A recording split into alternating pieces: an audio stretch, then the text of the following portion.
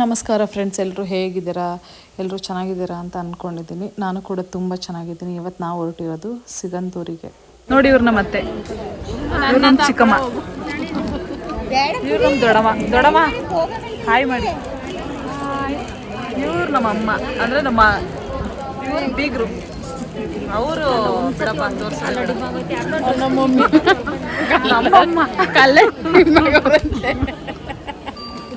20 ರೂಪಾಯಿ change. Busy ನಾಚಿಕೆ ಆಗಲ್ವಲ್ಲ ಬರುತ್ತೆ ಹೇಳಕ್ಕೆ.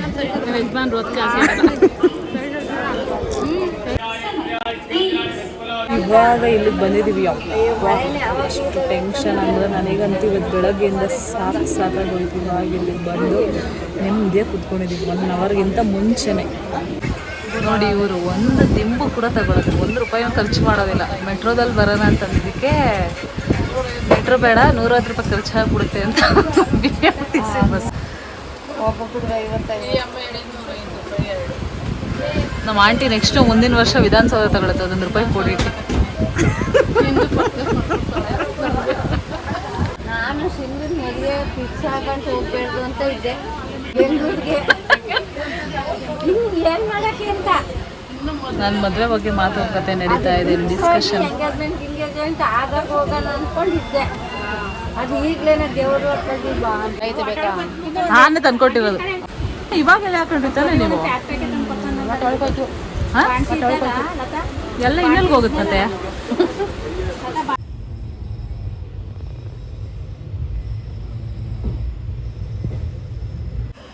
Good morning friends. ನೋಡಿ ಇವಾಗ 6:30, ನಾವು ಇನ್ನೂ ರೀಚ್ ಆಗಿಲ್ಲ. ಇನ್ನೊಂದು 10 ನಿಮಿಷದಲ್ಲಿ ಸಾಗರ ರೀಚ್ ಆಗ್ತೀವಿ. ನನಗಂತೂ ಸೀಟ್ ಸಿಕ್ಕಿತ್ತು ಒಂದು, ಅಂದರೆ RSCಲೇ ಸೀಟ್ ಸಿಕ್ಕಿತ್ತು. ಸೀಟ್ ಕನ್ಫರ್ಮ್ ಆಗಿತ್ತು. ಕೂತ್ಕೊಂಡಿದ್ವಿ, ನಾನು ಇನ್ನೊಂದು ಹುಡುಗಿ ಕೂತ್ಕೊಂಡಿದ್ವಿ. ಆದರೆ ಇನ್ನೊಂದು ಸ್ಲೀಪರ್ ಖಾಲಿ ಇತ್ತು, ಯಾರೂ ಬಂದಿರಲಿಲ್ಲ. ಅಲ್ಲಿ ಕೂತ್ಕೊಂಡಿದ್ವಿ. ಒಂದು ಅಂಕಲ್ ಅಂತೂ ಅಲಾರಾಮ್ ಹೊಡೆದು ಒಂದು ಅಂಕಲ್ ಮೊಬೈಲ್ ಅಂತೂ ಅಲಾರಾಮ್ ಹೊಡೆದು ನಿದ್ದೆನೇ ಬರಲಿಲ್ಲ. ಅರ್ಧಂಬರ್ಧ ನಿದ್ದೆ ಆಯ್ತು. ಇವಾಗ ನಮ್ಮ ಅತ್ತೆಯವರೆಲ್ಲ ಒಂದು ಸೀಟಲ್ಲಿ ಇಬ್ಬರು ಆ ಕಡೆ ಒಬ್ರು ಈ ಕಡೆ ಒಬ್ರು ತಲೆ ಹಾಕಿ ಮಲಗಿದ್ರು. ನಿಮ್ಮ ಅಮ್ಮನ ಕಾಲ ಹತ್ರ ನನ್ನ ತಲೆ, ನನ್ನ ಕಾಲದ ಅಮ್ಮನ ತಲೆ. ನೋಡಿ ಅತ್ತೆ ಅಲ್ಲಿ ಎಷ್ಟು ಚೆನ್ನಾಗೈತೆ.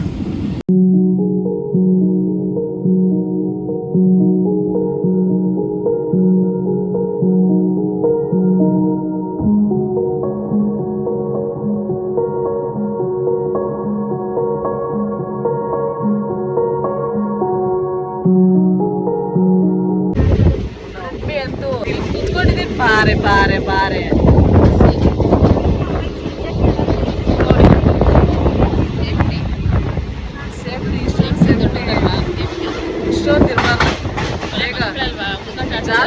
ಜಾಸ್ತಿ ಸೇಫ್ಟಿ ಮಾಡೋದು ಹೋಗಿ ಬೇಗ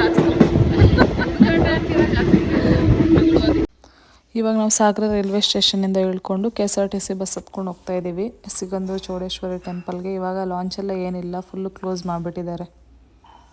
ನೋಡಿ ಇವಾಗ ನಾವು ಸಿಗಂದೂರು ಚೌಡೇಶ್ವರಿ ಟೆಂಪಲ್ ಹತ್ರ ಬಂದಿದ್ದೀವಿ. ಅಪ್ಪ ನನಗಂತೂ ಸಾಕಾಗಿ ಹೋಯ್ತು.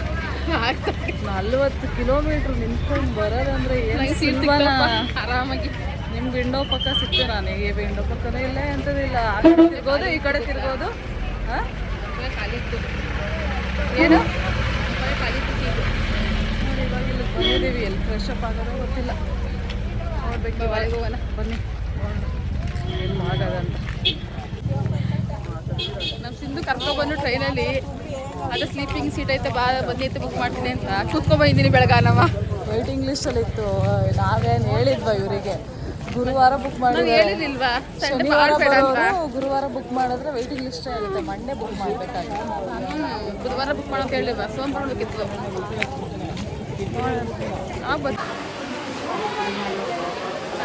ನೋಡಿ ಫ್ರೆಂಡ್ಸ್, ಇವಾಗ ಇಲ್ಲಿ ಬಂದು ನಿಂತಿದ್ದೀವಿ. ಮಳೆ ಸ್ಟಾರ್ಟ್ ಆಗಿದೆ, ಒಳಗಡೆ ಹೋಗೋಕ್ಕಾಗ್ತಾ ಇಲ್ಲ. ಇಲ್ಲಿಂದ ಅಲ್ಲಿ ಹೋಗೋಷ್ಟೊಳಗಡೆ ನೆಂದೋಗ್ತೀವಿ. ನಾವು ರೂಮ್ ನೋಡಿದ್ವಿ, ರೂಮ್ ಸಿಗಲಿಲ್ಲ. ಅಲ್ಲೇ ಸಾಗರದಲ್ಲೇ ರೂಮ್ ಮಾಡ್ಕೊಂಬರ್ಬೇಕಂತ ಅಂದ್ಕೊಂಡ್ವಿ. ಅದು ರೂಮ್ ಏನೋ ಸಿಗಲೇ ಇಲ್ಲ ನಮಗೆ. ಸಾಗರದಲ್ಲಿ ಸಿಕ್ಕಿತ್ತು, ಆದರೆ ಇವರೇನಂತ ಅಂದರು ಅಂತಂದರೆ ಇಲ್ಲೇ ಬಂದು ರೂಮ್ ಮಾಡ್ಕೊಳ್ಳೋಣ ಅಂತ ಅಂದರು. ಇಲ್ಲಿ ನೋಡಿದ್ರೆ ರೂಮ್ ಎಲ್ಲ ಖಾಲಿ. ಅಂದರೆ ಇವ್ರದ್ದು ಟ್ರಸ್ಟದೊಂದು ರೂಮ್ ಇರುತ್ತಲ್ಲ ಅದು ಫುಲ್ ಎಲ್ಲ ಫಿಲ್ಲಾಗಿ ಹೋಗುತ್ತೆ. ಫ್ರೆಶ್ ಅಪ್ಗೂ ಇಲ್ಲ, ತಲೆ ಕೆಟ್ಟೋಗಿ ನಾನೇನು ಸಜೆಸ್ಟ್ ಮಾಡ್ತೀನಿ ಅಂತಂದರೆ ಇವಾಗ ಯಾರಾದರೂ ಸ್ವಲ್ಪ ಕ್ಲೀನ್ ಲೈನ್ನೆಸ್ನ ಮೇಂಟೈನ್ ಮಾಡ್ತಿದ್ರೆ ಯಾರೂ ಇಲ್ಲಿ ಬಂದು ರೂಮ್ ನಂಬ್ಕೊಂಬರ್ಬೇಡಿ. ಸಾಗರದಲ್ಲೇ ರೂಮ್ ತೊಗೊಂಡು ಸ್ನಾನ ಮಾಡ್ಕೊಂಡು ಫ್ರೆಶ್ ಅಪ್ ಆಗಿ ಬನ್ನಿ, ಆವಾಗ ನಿಮ್ಗೆ ಫ್ರೆಶ್ ಅನಿಸುತ್ತೆ. ಈಗ ನಮಗಂತೂ ನನಗಂತೂ ಇರಿಟೇಷನ್ ಆಗೋಗಿದೆ ನಮಗೆಲ್ರಿಗೂ. ನೋಡಿ ಫೋಟೋ ಬೇಕಂತೆ, ಇಲ್ಲಿ ದೇವ್ರ ದರ್ಶನ ಆಗಿಲ್ಲ ಅಂತಂತ ಇದೀವಿ. ನಮ್ಮ ಆಂಟಿ ಫೋಟೋ ತೆಗಿತೀನಿ ಅಂತ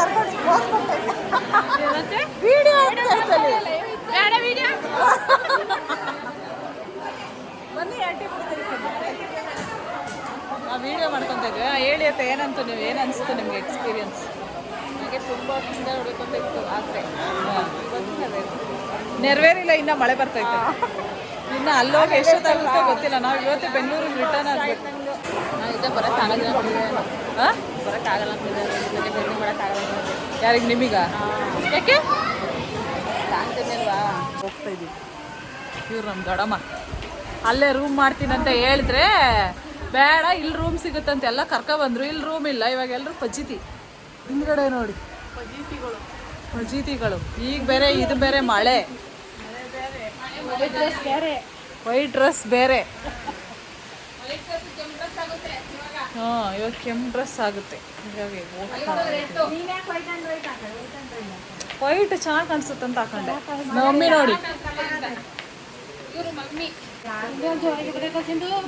ಹೇಳಿದ್ರೆ ಅರ್ಥ ಆಗಲ್ಲ. ಈ ಮಳೆಲೇ ಹೋಗೋಣ ಅಂತ ಅಂತಿದ್ದಾರೆ. ನಡೀರಿ ಹೋಗೋಣ, ಅದೇನು ಮಾಡ್ತೀರಿ. ನಾವು ದೇವಸ್ಥಾನದ ಒಳಗಡೆ ಹೋಗೋಣ ಅಂತ ಅಂದ್ಕೊಂಡ್ರೆ ಮಳೆ ಸುರಿತಾನೇ ಇದೆ, ಕಮ್ಮಿನೇ ಆಗ್ತಾ ಇಲ್ಲ. ಛತ್ರಿನೂ ಇಲ್ಲ.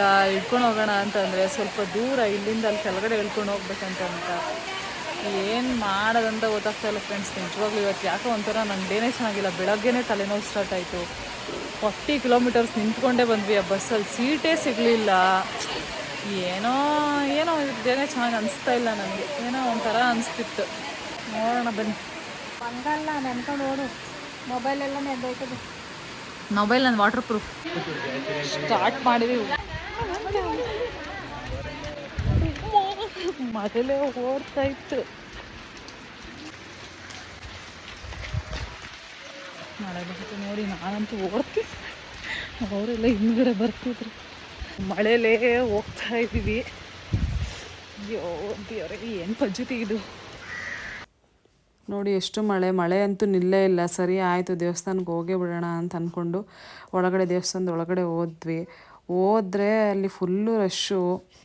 ನಾವು ಅಂದ್ಕೊಂಡ್ವಿ ಆ ರಶ್ ನೋಡ್ಬಿಟ್ಟು ಇವತ್ತು ಬೆಂಗಳೂರಿಗೆ ಹೋಗೋದು ಎಷ್ಟೊತ್ತಾಗುತ್ತೋ ಏನೋ ಅಂತ ನನಗಂತೂ ಭಯನೇ ಆಗಿತ್ತು. ಆಮೇಲೆ ಸ್ವಲ್ಪನೇ ಲೈನು ಮೂವ್ ಆಗ್ತಾ ಹೋಯಿತು.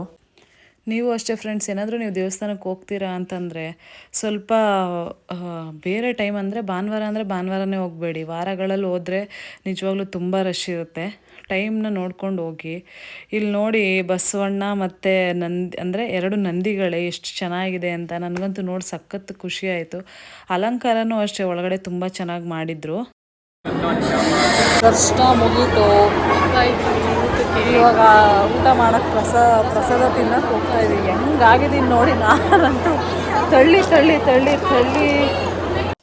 ಫೈನಲಿ ಎಲ್ಲರೂ ಪ್ರಸಾದ ತಿನ್ನೋಕ್ಕಂತ ಬಂದ್ವಿ. ಹೊಟ್ಟೆ ಅಂತೂ ತುಂಬ ಹಶ್ವಾಗಿತ್ತು, ಅಷ್ಟೇ ಸುಸ್ತಾಗಿತ್ತು ಕೂಡ ಎಲ್ರಿಗೂ. ಎಲ್ಲರೂ ಪ್ರಸಾದ ತಿಂದು ಒಂದು 5 ನಿಮಿಷ ಅಲ್ಲೇ ಹಾಗೆ ಸುಮ್ಮನೆ ನೆಮ್ಮದಿಯಾಗಿ ಕುತ್ಕೊಂಡಿದ್ವಿ. ಅಷ್ಟರೊಳಗೆ ನಮ್ಮ ಮಮ್ಮಿ ನೋಡಿ, ನಮ್ಮ ಮಮ್ಮಿ ಬೇರೆ ಹೆಗ್ಲು ಮೇಲೆ ಯಾವುದೋ ಒಂದು ಕರ್ಶೀಫ್ ಹಾಕ್ಕೊಂಡಿದ್ರು. ನಾನು ರೇಗಿಸ್ತಿದ್ದೆ ನಮ್ಮ ಮಮ್ಮಿನ, ನಿಜವಾಗ್ಲೂ ನೀವು ಇಲ್ಲಿ ಕೆಲಸ ಮಾಡೋರ ಥರನೇ ಕಾಣಿಸ್ತಿದ್ದೀರಾ ಅಂತ. ಪ್ರಸಾದ ಎಲ್ಲ ತಿನ್ಕೊಂಡು ಹೊರಗಡೆ ಬರ್ತೀವಿ, ಮತ್ತೆ ಮಳೆ. ನಿಜವಾಗ್ಲೂ ನಾನಂತೂ ಜಾಕೆಟ್ ಕೂಡ ತೊಗೊಂಡೋಗಿರಲಿಲ್ಲ, ಪುಲೋವರ್ ಎಂತ ತೊಗೊಂಡೋಗಿರಲಿಲ್ಲ. ನಮಗೆ ಗೊತ್ತಿರಲಿಲ್ಲ ಇಷ್ಟು ಮಳೆ ಬರ್ತಾಯಿದೆ ಅಲ್ಲಿ ಅಂತ. ಆಮೇಲೆ ಸರಿ ಅಂತ ಅಂದ್ಬಿಟ್ಟು ತಲೆ ಮೇಲೆ ವೇಲ್ನ ಕಟ್ಕೊಂಡು ನಾವು ಹೊರಟ್ರೆ ಅಲ್ಲಿ ಒಂದು ಬಸ್ ಇಲ್ಲ, ಏನಿಲ್ಲ. ನಿಜ ಸಖತ್ತು ಬೇಜಾರಾಯಿತು ನಮಗೆ. ಆಟೋ ಫೆಸಿಲಿಟಿ ಕೂಡ ಇರಲಿಲ್ಲ. ನಮಗಂತೂ ನಿಜವಾಗ್ಲೂ ಯಾಕೆ ತಾನೇ ಬಂದ್ವು ಅಂತ ಅನಿಸ್ಬಿಟ್ಟು. ಯಾರು ಬರಬೇಡಿ ಫ್ರೆಂಡ್ಸ್, ಮಳೆಲಂತೂ ನೆಂದು ನಿಜವಾಗ್ಲೂ ಆಗ್ತಾನೇ ಇಲ್ಲ ನನಗೆ. ಯಾರಿಗೂ ಆಗ್ತಿಲ್ಲ ನೋಡಿ, ಎಲ್ಲ ನೆನ್ಕೊಂಬರ್ತಿದ್ದಾರೆ. ಮಳೆ ನೋಡಿ ಹೆಂಗೆ ಬೀಳ್ತಿದೆ ಅಂತ. ಅಪ್ಪ ದೇವ್ರೆ, ಈ ಟೈಮಲ್ಲಿ ಬರೋಕ್ಕೆ ಹೋಗಬೇಡಿ. ಬಂದ್ರೂ ಛತ್ರಿಗಳು ಹಿಡ್ಕೊಂಡು ಬನ್ನಿ ಅಷ್ಟೇ. ಬಸ್ಗಳು ನಿಲ್ಸಿದ್ದಾರೆ, ನಂಗೆ ನಿಜವಾಗ್ಲೂ ಶೋ ಆಫಿಗೆ ನಿಲ್ಸಿದ್ದಾರೆ ಅಂತ ಅನಿಸ್ತಿತ್ತು ಆ ಬಸ್ಗಳನ್ನ ನೋಡಿದ್ರೆ.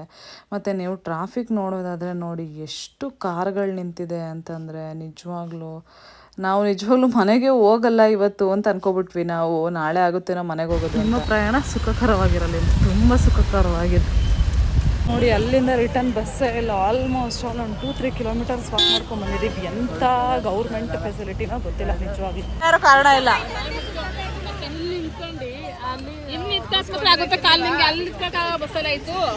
ನೀವು ಬರ್ಬೇಕಾರೆ ಪಾಪ ಕುತ್ಕೊಂಡು ಅಕ್ಕ ವಿಂಡೋ ಸೀಟಲ್ಲಿ ಬಂದಿದ್ದೀರಾ, ನಾನು ವಾಲಾಡ್ಕೊಂಡ್ ಬಂದಿರೋದು ನಾನು ದೊಡ್ಡಪ್ಪ ಹಿಂಗೆ ಈಗ ನಾನೇ ಅದು ಬೆಟರು. ಅಲ್ಲಿ ಬಸ್ಸಲ್ಲಿ ನಿಂತ್ಕೊಂಡು ಸಾಯಿದ್ರು. ಹಾಗೋ ಈಗೋ ಬಸ್ ಹತ್ಕೊಂಡು ಬಂದ್ವಿ ಸಾಗರಾಗೆ. ನಮ್ಮ ಮನೆಯವರೆಲ್ಲ ಸುಸ್ತಾಗಿ ಅಲ್ಲಲ್ಲೇ ವೇಟಿಂಗ್ ರೂಮಲ್ಲೇ ಮಲ್ಕೊಬಿಟ್ಟಿದ್ದಾರೆ. ನಿಮ್ಮ ಒಪಿನಿಯನ್? ಹೌದಾ? ನಿಜ, ಮನ್ಸಿಂದ ಬರ್ಬೇಕು ಮಾತು. ಇನ್ನೊಂದು ವಿಡಿಯೋ ಐತೆ, ಅದನ್ನ ಹಾಕ್ತೀನಿ. ಇನ್ನೊಂದು ವಿಡಿಯೋ ಮಾತಾಡಿರೋದು. ದೊಡ್ಡವ ನಿಮ್ಗೆ ಅನಿಸ್ತು? ತುಂಬ ಖುಷಿ ಆಯ್ತು. ಬೈಸ್ಕೊಂಡು ಯಾರ ಹತ್ರ? ನಾವು ನೋಡ್ಕೊಂಡ್ ಬಂದು ಜೋಳೇಶ್ವರಿಯ ಪ್ರಸಾದ ಸಿಕ್ಕು ಊಟ ಮಾಡ್ದು, ಮಳೆ ಚೆನ್ನಾಗಿ ನೆಂದು 3 ಕಿಲೋಮೀಟರ್ದಿಂದ ಮನೆ ನಡೆಸಿದ್ರು. ನಾನು ನಡೆಸಿಲ್ಲ, ಚೆನ್ನಾಗಿ ಎಂಜಾಯ್ ಮಾಡ್ಕೊ ಬಂದು. ಹೇಳಾಯ್ತು ನೀವು. ನಾನು ಉದ್ದಕ್ಕೂ ಬೈಕೊಂಡ್ ಬಂದವ್ರೆ ಅಲ್ಲವ. ನಾನು ಬಂದ್ರೆ 3 ಕಿಲೋಮೀಟರ್ ಆಯ್ತು. 3 ಕಿಲೋಮೀಟ್ರು. ಅವ ನಿಮ್ಮ ಒಪಿನಿಯನ್ ಹೇಳಿ, ನಿಮ್ಗೆ ಏನ್ ಅನ್ಸ್ತು? ನನಗೂ ತುಂಬ ಚೆನ್ನಾಗಿ. ಇದು ನಿಜವಾಗ್ಲೂ ಇದು ಮನ್ಸಿನ ಮಾತು, ಯಾರ್ದು ಅಲ್ಲ.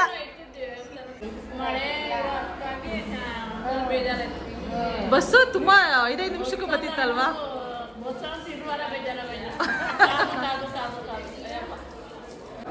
ಏನ್ ಅನ್ಸ್ತು ನಿಮ್ಗೆ? ಏನಂತಂದ್ರೆ ಈ ಕಡೆಯಿಂದ ಮನೆಯಿಂದ ಹೊರಡುವಾಗ ತುಂಬಾ ಚೆನ್ನಾಗಿ ಖುಷಿಯಾಗಿ ಹೊರಟೆ.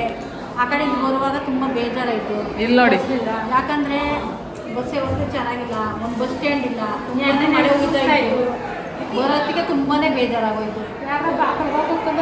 ಒಂದೊಂದ್ಸಲಿ ತುಂಬ ಬೇಜಾರು, ಹೋಗ್ಲೇಬಾರ್ದಪ್ಪ ಅನ್ನಷ್ಟು ಬೇಜಾರಾಯಿತು. ದೇವರು BP ಲೋ ಆಗೋಯ್ತು ನಮ್ಮ ಮಮ್ಮಿಗೆ. ದೇವರು ತುಂಬ ಸತ್ಯವಾಗಿದೆ. ಅಲ್ಲಿ ವ್ಯವಸ್ಥೆಗಳು ಚೆನ್ನಾಗಿ ಮಾಡಿಲ್ಲ, ಅದಂತೂ ನನಗೆ ಇಷ್ಟ ಆಗಲಿಲ್ಲ. ಮಳೆಯಲ್ಲಿ ಫುಲ್ ಇವತ್ತೆಲ್ಲ ಫುಲ್ ಮಳೆ ನೆನ್ಕೊಂಡು ಬಂದು ಚಳಿಯಾಗಿ ಕುತ್ಕೊಂಡಿದ್ದೀವಿ. ಇವಾಗ ಟೀ ಕುಡಿದು ನೀವು ಮಾತಾಡ್ತೀರಮ್ಮ? ನಿಮ್ಮ ನೆನ್ನೆ ಅಷ್ಟು ಹೋಗೋಷ್ಟು ಖುಷಿ ಬರುವಾಗ ನೆನ್ನೆ ತುಂಬ ಖುಷಿ ಆಗೋದು. ಇವತ್ತಂತ ಎಲ್ಲ ಡಲ್ಲಾಗಿ ಹತ್ಕೊಂಡು ಏನಿಲ್ಲ, ಬೇಜಾರು ಮನಕ್ಕೆ ಹೋಗಿ ಮನೆ ಇಲ್ಲ. ಮಳೆ ದೇಶದಿಂದ ಇವಾಗ ಒಂಚೂರು ಹೋಗುರಾಜು ಹೊಟ್ಟೆ ತಿಂದಿಟ್ಕೊಂಡು ಸ್ವಲ್ಪ ಕೂಲ್ ಆಯ್ತು. ನನ್ಗಂತೂ ನಿಜವಾಗ್ಲೂ ಒಂಚೂರು ಈ ಖುಷಿನೂ ಆಗಲಿಲ್ಲ, ನೆಮ್ಮದಿನೂ ಆಗಲಿಲ್ಲ. ದೇವಸ್ಥಾನಕ್ಕೆ ಬರೋದು ನೆಮ್ಮದಿಗೋಸ್ಕರ ನಾವು ನೆಮ್ಮದಿ ಕಳ್ಕೊಂಡು ಹೋಗ್ತಾ ಇದ್ದೀವಿ. ದೇವಸ್ಥಾನಕ್ಕೆ ಬಂದು ಒಂಚೂರು 3 ಕಿಲೋಮೀಟ್ರ್ ನಡೆದಿರೋದು. ಯಪ್ಪ ದೇವ್ರೆ, ಮಳೆ, ಬಸ್ಸು ಇಲ್ಲ, ಟ್ಯಾಕ್ಸಿ ಇಲ್ಲ, ಆಟೋ ಇಲ್ಲ, ಏನಿಲ್ಲ. ಯಾರಾದರೂ ಬರೋದಿದ್ರೆ ಜೀಪ್ ಮಾಡ್ಕೊಂಬನ್ನಿ, ಸಾಗರದಿಂದ ಜೀಪ್ ಮಾಡ್ಕೊಂಡು ಹೋಗಿ. ಬಸ್ಗಳನ್ನಂತೂ ನಂಬ್ಕೊಂಡು ಬರೋಕ್ಕೆ ಹೋಗ್ಬೇಡಿ. ಅದು ಈ ಟೈಮಲ್ಲಂತೂ ಯಾರು ಬರೋಕ್ಕೆ ಹೋಗ್ಬೇಡಿ. ಜೀಪ್ಗಳು ಹೋಗೋದು ಫುಲ್ಲು ಟ್ರಾಫಿಕ್ ಜಾಮು. ಸಂಡೇ ಅಂತೂ ಫಸ್ಟ್ ಆಫ್ ಆಲ್ ಬರಲೇಬೇಡಿ. ಯಪ್ಪ, ಒಂಚೂರು ಫೆಸಿಲಿಟಿ ನಂಗೆ ಇಷ್ಟ ಆಗಲಿಲ್ಲ. ಗೌರ್ಮೆಂಟ್ ಅಂತೂ ಅದು ಏನು ಮಾಡಿ ಕೂತು ದಬಾಗ್ತಾ ಇದೆಯೋ ಗೊತ್ತಿಲ್ಲ. ದೇವರು ಸತ್ಯವಾಗೈತೆ, ಅಲ್ಲಿ ವ್ಯವಸ್ಥೆ ಚೆನ್ನಾಗಿಲ್ಲ ಅಷ್ಟೇ. ಒಂದು ಮಳೆ ಬಂದರೂ ಒಂದು ಬಸ್ ಸ್ಟಾಪ್ ಇಲ್ಲ, ನಿಂತ್ಕೊಳ್ಳೋಕ್ಕೆ ಒಂದು ನೆರಳಿಲ್ಲ. ಬೇರೆಯವ್ರ ಅಂಗಡಿ ಮುಂದೆ ನಿಂತಿದ್ದೀವಿ ನಾವು, ಮಳೆ ಬರ್ತಿತ್ತಂತ ಅಂದ್ಬಿಟ್ಟು. ಇವಾಗ ನಾವು ಸಿಗಂದೂರು ಚೌಡೇಶ್ವರಿ ಟೆಂಪಲಿಂದ ಬಂದು ಬೆಳಗಿನ ಜಾವನೇ ಬಂದ್ವಿ, ಒಂದು 4:15ಗೆ. ನಿಜವಾಗ್ಲೂ ಎಕ್ಸ್ಪೀರಿಯೆನ್ಸ್ ಅಂತೂ ಹಾರಿಬಲ್ ಆಗಿತ್ತು. ನನಗಂತೂ ನಿಜವಾಗ್ಲೂ ಒಂಚೂರು ಸ್ಯಾಟಿಸ್ಫ್ಯಾಕ್ಷನ್ ಅಂತ ಅನಿಸ್ಲೇ ಇಲ್ಲ. ನೀವು ಅಷ್ಟೇ ಹೋಗುವಾಗ ಸ್ವಲ್ಪ ಟೈಮು ಡೇಟ್ಗಳನ್ನ ನೋಡ್ಕೊಂಡು ಹೋಗಿ ಅಷ್ಟೇ. ಇವತ್ತಿನ ವ್ಲಾಗ್ ಇಷ್ಟೇ. ಈ ವ್ಲಾಗ್ ನಿಮ್ಗೆ ಇಷ್ಟ ಆಗಿದ್ದರೆ ಸ್ವಲ್ಪ ಒಂಥರ ಮೆಸ್ಸಿ ಆಗಿದೆ, ಅದನ್ನು ಅಡ್ಜಸ್ಟ್ ಮಾಡ್ಕೊಳ್ಳಿ. ಏನಕ್ಕಂದ್ರೆ ಆ ಮಳೆಯಲ್ಲಿ ಕ್ಲೀನಾಗಿ ವೀಡಿಯೋ ಮಾಡೋಕ್ಕೆ ಆಗಲಿಲ್ಲ. ಫೋನ್ ವಾಟರ್ ಪ್ರೂಫ್ ಇದ್ರೂ ಆ ಮಳೇಲಿ ಹೆಂಗೆ ಫೋನ್ನ ಇಟ್ಕೊಂಡಿರೋಕ್ಕೆ ಇಂಟ್ರೆಸ್ಟ್ ಬರುತ್ತೆ. ಅದಕ್ಕೆ ಇವತ್ತಿನ ವ್ಲಾಗ್ ಇಷ್ಟೇ, ನಮ್ಮ ಸಿಗಂದೂರಿನ ವ್ಲಾಗು. ಈ ವಿಡಿಯೋ ನಿಮಗೆ ಇಷ್ಟ ಆಗಿದರೆ ಲೈಕ್ ಮಾಡಿ, ಶೇರ್ ಮಾಡಿ. ಇಷ್ಟ ಆಗಿದರೆ ಮಾತ್ರ ಲೈಕ್ ಮಾಡಿ. ಬಾಯ್, ನೆಕ್ಸ್ಟ್ ವಿಡಿಯೋದಲ್ಲಿ ಸಿಗೋಣ.